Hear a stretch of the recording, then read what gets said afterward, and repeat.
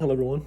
My name is Brett Sims, and today I'm going to be doing my presentation on cultural conflict theory, and it's something I just found really interesting when reading this class's chapter, and let's get into it. It was introduced by Thorsten Selin in the early 20th century.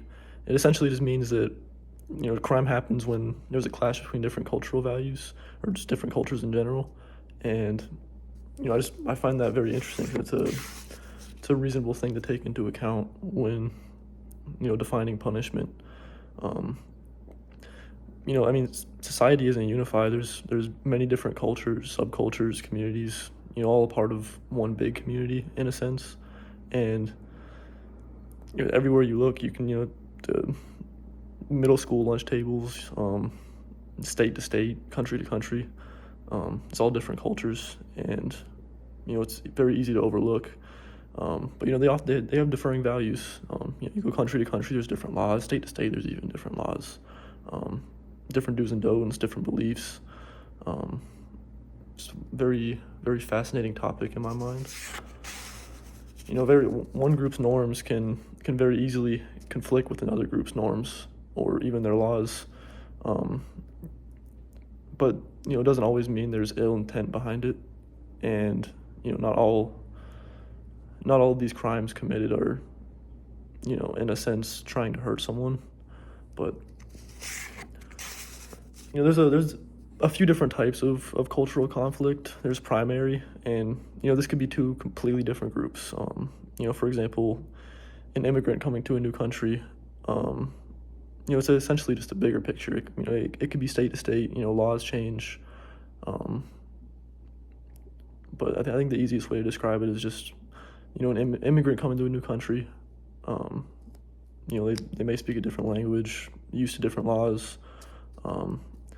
Secondary, which would occur within a larger culture. So, gang violence, for example. As I said earlier, even your middle school lunch tables, there's always something going on with, how you talk to your friends, etc. Some examples I can get into for primary, say an immigrant comes from a place where like corporal punishment is, it's completely the norm. I know some people do it here, some people don't, but they come from a place where it's fully legal. They can, they want to punish their kids via physical punishment. They can, and all of a sudden they come to a new place and it's illegal, but in their head they're just they're disciplining their kid.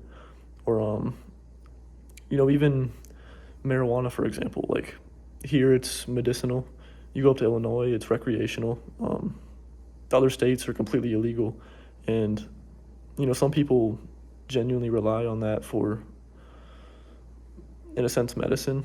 Other people look at it as bad, and that's exactly what it is. It's just cultural conflict. You look at the subcultures, the secondary conflict within these. Gang violence, for example. Like respect and reputation is a very big part of gang life in a sense. I don't know, but at least reading it's a big part of their life.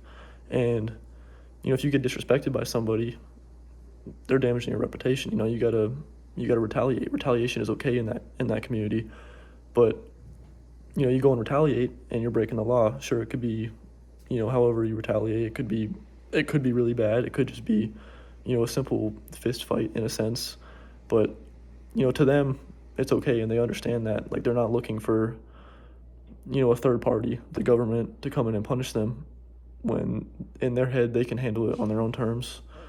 And it's just cultural conflict. Crime isn't really always about bad people doing bad things. There's a lot of really horrendous crimes committed by gangs. There's a lot of really horrendous crimes committed by anyone, for example. But just people have different value systems, and sometimes it's not always ill-intended. If you look at it in the bigger picture, in a sense, whose rules are really being broken, and whose rules are really being enforced. But This to me is just fascinating. Yeah, it doesn't account for all crime, but it's an interesting take when looking on a few different aspects of criminology. Anyway, thank you for watching. That is my presentation on culture conflict theory, and I hope you have a great day.